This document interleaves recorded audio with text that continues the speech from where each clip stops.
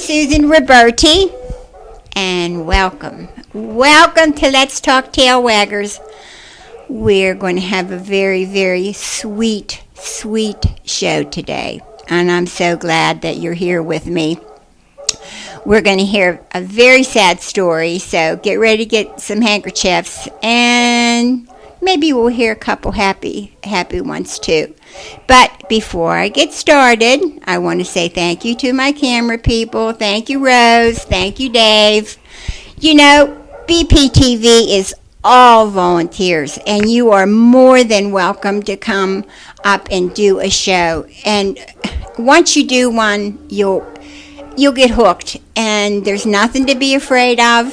Nothing to be timid about. You'd really enjoy it. And if not, then you can come up and learn how to do cameras, which I think is lots of fun too, because then you get to go out and shoot, do shows up at the station. It's a wonderful little corner of the world. So, it's time for me to introduce, and your name is? Nick Ferrero. That's Nick. And you have the South Hills Pet Rescue. You got it. We did a show already, so we're going to become dear friends, I hope. Oh, yeah. Hopefully. Yes. And how have you been? Busy.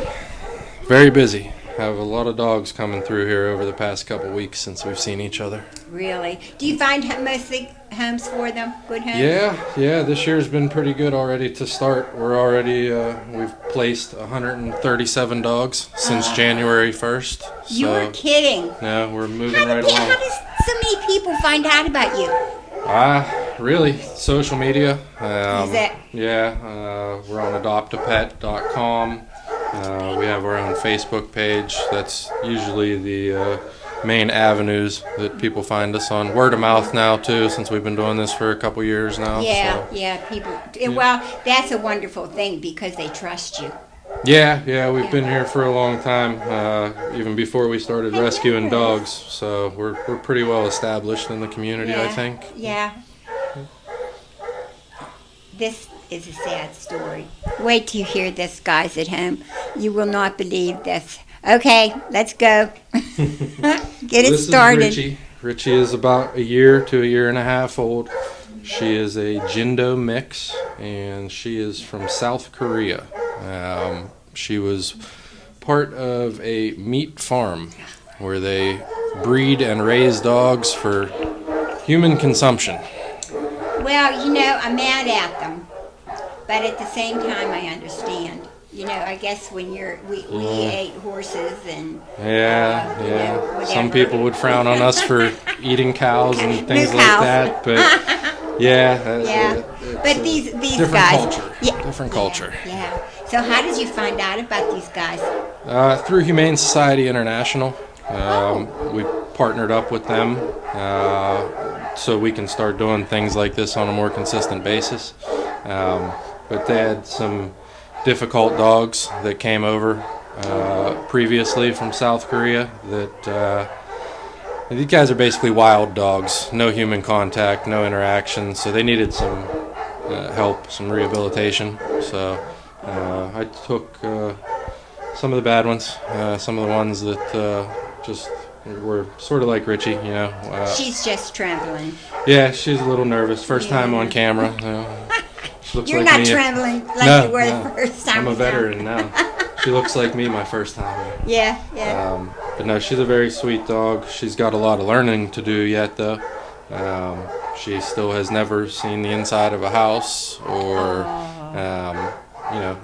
See really how we experienced take that our for life. granted? What about going up and down steps? No. See? No. There's a couple of them that will, but only because they're trying to get away from you. Yes. These guys really, they're very good with other dogs because they were lumped in with many other dogs. Usually 8 to 12, 14 in an area. Survived. There were definitely some that had some battle scars on them, and I'm sure there was competition for food and all that. There was no attention. There was really no human contact. Now, who was the first person to discover these poor creatures? Oh, geez, I don't know who originally happened upon them in South Korea. I know the first time I heard about it was maybe 5 or so years ago. It was an American tourist who went over, saw what was going on, and purchased as many of the dogs as they could afford, I believe. That, I think, is how it got on the radar, but Wow. I'm sure the Humane Society had known Well, about it there long was a before lady then. that went to China, and I call them wrinkle dogs. With yeah, they're really wrinkly. The Shar-Peis? Yeah, and they were almost done. I mean, that breed was almost done and over with because they bred them and ate them, and she saw them and just was blown away. How different they were and how kind they were, and she started buying a mommy daddy, and getting them and bringing them back over to the United States, and she started to breed them. Oh, wow. And after so many, I guess 10 years, then they're safe. Their Yeah. breed is safe. Yeah. I don't know if they finished eating them up over in China or not. Yeah, well, not everybody in that part of the world, has the same practices, but yeah, it's Yeah. pretty widespread. They anticipate selling,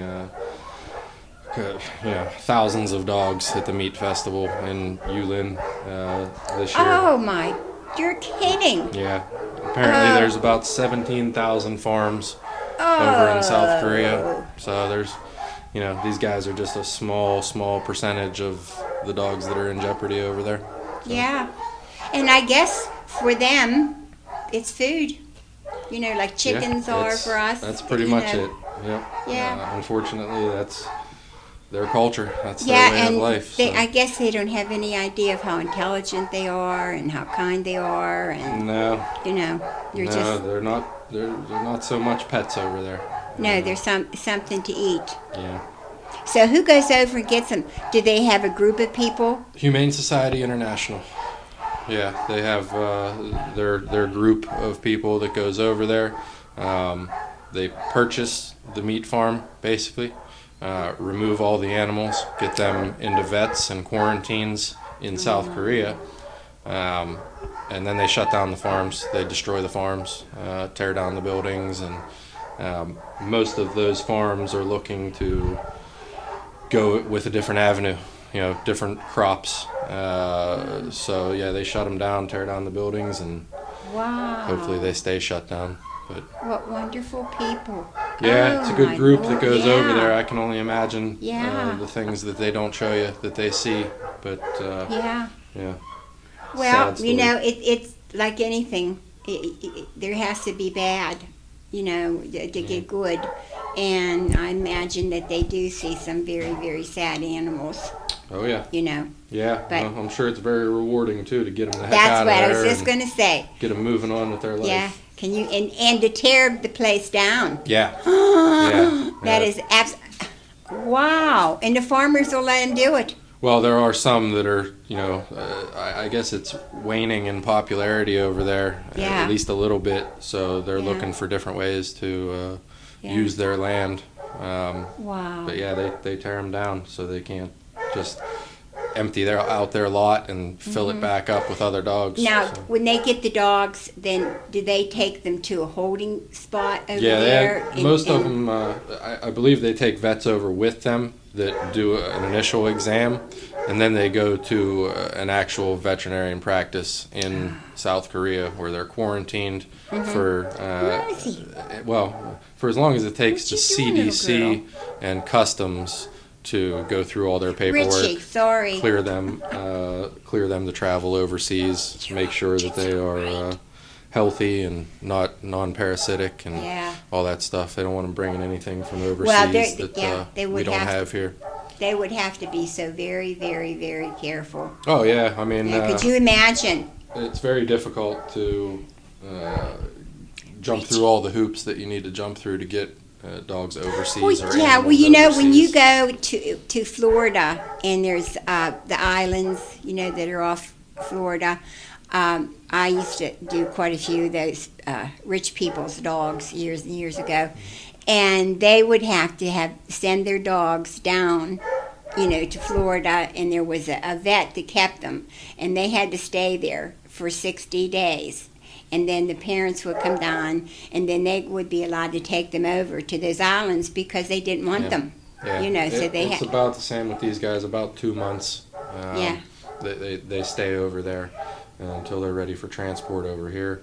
Some of them need medical attention, so they go to specialized places. Could you imagine? I have one here who is really no one else would take her. She's got a very bad broken shoulder. It's an old injury, so it's healed that way. She needs to go to a specialist, which we're in the process of doing. Oh my God! Seeing what she needs. Could to you get fixed imagine up. the pain?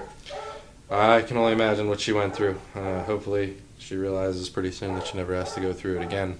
But yeah, she's going to require some major orthopedic surgery. It's just so sad. But as much as I would like to be angry with the people, once again, I'll say that that's their culture. Yeah. And maybe with these people going over and teaching them, that these are good creatures, that they'll slowly stop. Yeah. But if you're hungry, you eat what you eat. Well, some of these meat farms have been open for generations.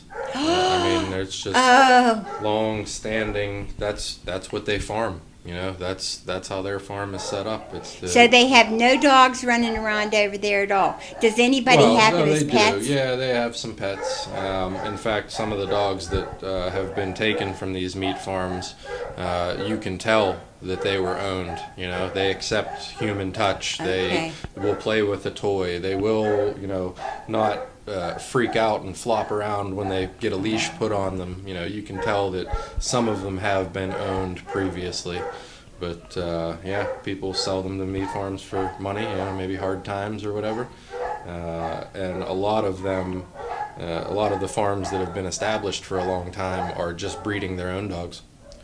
They're just making big. Yeah, when puppies come, they keep them. Yeah, they keep them and raise them up. And that's it. But she's just sitting here trembling, and her little eyes are just going all around, looking at it. Yeah. You're well, learning. She doesn't. Again, with the human contact, the only contact most of these dogs have, because it's also the belief over there that if you torture and beat the dog, it tenderizes the meat and makes it taste better. I believe that. So, a lot of them, as soon as you just even barely touch them, they twitch and tremble, and they've been just very brutalized. badly abused. Yeah, very badly. Brutalized. Mm-hmm. Yeah. Well, we're so happy that we have you. Well, we try. Yeah, I know you do. That's why I'm so glad that I met you, and I'm so glad that I heard about this place, and we're going to be visiting, and you can be bringing kids up and doing a show, and people can really get to know you and know what a wonderful, wonderful organization this is. Yeah, I appreciate the opportunity. Yes, I'm just blown away. I really am. Now, where do you go and get these guys? Do you have to go? No, these guys flew into JFK Airport. I was supposed to go to help handle some of them. I was unable to. We had too many dogs here to take care of. But part Pittsburgh Aviation Animal Rescue Team went to New York, picked them up, and brought them here for me. Yeah. They're wonderful people too. Yeah, very good people. Wow. Deal with them on a almost every other day basis. Yeah, they go down south and bring a lot of dogs up from down there, white shepherds, echo dogs. Yeah, they do echo dogs. Yeah. We also get a lot of dogs from down south. Probably somewhere around 25 a month. Really? Yeah. Wow. We work with Tunica Humane Society, and now they're not echo dogs. No, they do their own thing. I believe they're just the white shepherds mainly. Shepherds. So when they pop up, which shepherds are a lot more common down there than up here. So And a lot of them have heart disease, huh? Heartworms. Heartworms, yeah, it's very prevalent down in the south. Our dogs, personally, we treat them down south. So if we pull a dog and it has heartworm, we treat it down there before we bring it up here. I would imagine. So it stays with a vet that we know down there, or in a foster home of a person that we know down there. And then when they're better, they come up and find a place. Isn't it amazing, all the arms and the fingers and Yeah. you know? Yeah, Rescue has a very large network. Yeah, There's they find a way to. Unfortunately, there's a lot of cattiness that goes on in Rescue, but there we is know. a very large network. We of know people. that, dear. Yeah, There's that in everything in Yeah. life. Yeah, Yeah, that's for why sure. I like to stay undercover. Yeah, I agree with you. Yeah, everyone says, "How come you didn't go and want to do a show? You know, get paid." And I always had a dream about having a big bus, you know, with Let's Talk Tail Waggers on Yeah. and visiting little places like you know, all over the country. And apparently, the higher power, God, said, "No, you stay up at BPTV and Yeah. you just do your little shows." And I'm comfortable, and I don't have to have any. I'm sure you've made a lot of people aware of things that they were not over the years. Yeah, and I don't have to go out into that world. Yeah. You know, Yeah. what I do and what you do, we're very sincere about, and we truly love them. Oh, yeah. And I think any humane society really cares about them. But you just blew me away when I met you, and it's just you and your wife and how many volunteers here? I have 2 part-time employees, and then a couple, maybe 3 regular volunteers that come through. But yeah, my wife handles all the back-end work, all the sure. paperwork and everything, and talking She's to the people. backbone. Yeah, she's a good talker, so Aw. I am not. She does all the coordinating for transports and all Well, that stuff. do you like volunteers to come and walk the dogs? Yeah, the more people these dogs get to meet, the more interaction they get to have, the quicker they get to go home. Yeah, and I've said it so often that if you go and walk a dog, and like if you would lose a friend, in death, or your husband or whatever, and you're sad and really down, if you go to a humane society and get one of the dogs and walk it, by the time you're done, Yep. your heart is so happy. Yeah. Because they get out of the cage, Mm-hmm. and they keep, when they're walking, they look up at you, and they're, you're doing something so good and kind, and it really lifts your spirits. Yeah, I have quite a few people who recently lost a dog that will come out for, the interim when they're not ready to quite commit to another one, and just spend time with some dogs, just get their little fix on dogs. Yeah, and they probably are waiting for the right one. Yeah. That's what I would be doing if I was looking for one. Oh God. Yeah, some people find their one very quickly. Some people see 10, 12 dogs before they'll find one that they have a good connection Well, the dog with. has to pick them. That's you that's what people say. Yeah. That's a lot of people's philosophy. Look how good she's being. Aw. Yeah, she's a sweet dog. Like I said, she's got a lot of learning to do. Yeah, She's what they still, do, like they don't know how to go up and down steps. They don't Nope. understand different rooms. That you go there. Whatever in your mind that you just take it for granted. Yeah. They've never done it. Yeah, And- this is the closest thing that Richie's ever seen to a house, Yeah. and this is not a house. And so- nobody's being mean, and she's not hungry, and No, I a lot guess- of these guys were starved. You'd be surprised. I wouldn't be surprised. The dog I let you meet earlier, Charlie, he came in at about 80 pounds. He should be closer to 170, 160. If you want to see a dog, Charlie's the dog. Oh, wow. But he was too big for us to fit. Yeah, he couldn't fit on camera. Yeah. Charlie's a Mastiff mix. Yeah, and Yeah. his feet. Oh. Yeah, Yeah. he's a very large He dog. kind of really, though, has that bloodhound look to him. He does. He does, Yeah. really, Yeah, in he his does. ears. But if you want to see him, Feel free. Stop yeah, by during business hours. Yeah. Come out and look at this looking. She's starting to turn her head a little bit more now. Yeah, I'm sure she's going to start Huh. exploring here in a minute, but Are you looking? she doesn't know how to walk on a leash yet. She really. What the about only on time carpet? No, no. No. Really, the only time she'll move with a leash on is if it's not in your hand, Oh. which is how I condition them to start Yeah. getting used to a leash. I will put a Honey, leash on you're all of right. them, let them out, and they just drag them around, and I'll follow them around a little bit, pick up the leashes here and there, and just, hang out with them, basically. Yeah. There's no structure right now. There's no... really, this is the very beginning stages of the Yeah. teaching process. They probably wouldn't even want to walk on a carpet. Yeah, I don't know. No, I'm because sure. it's just the feeling. Yeah. You know, it would be so new. You're all right. From the last round we took from South Korea, which was a couple weeks ago, we took 13 dogs. 11 of them are in homes already and doing very well. Once they figure out the joys of household living, they're all pretty accepting of it. But they all live with other dogs too. I sent that first group out specifically to live with other dogs, except for the one that wasn't accepting of other dogs. But yeah, if they have a good example to follow, they can turn the corner pretty quickly.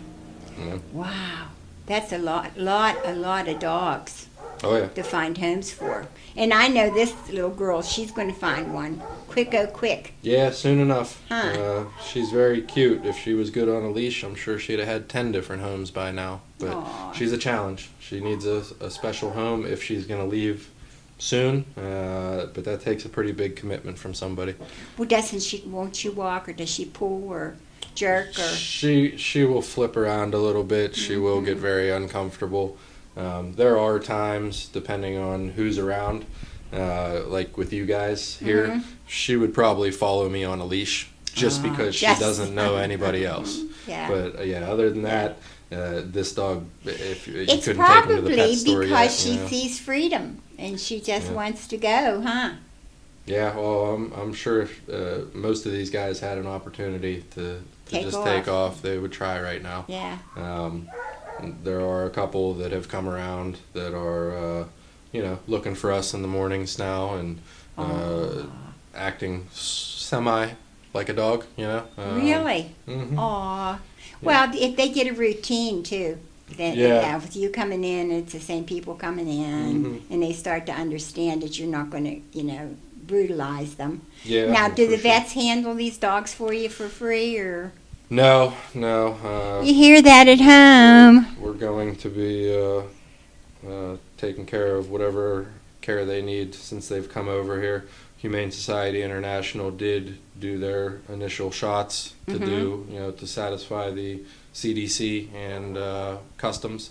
But like I said, the one dog back there, little Jindo, she's going to need major orthopedic surgery. That's just heartbreaking.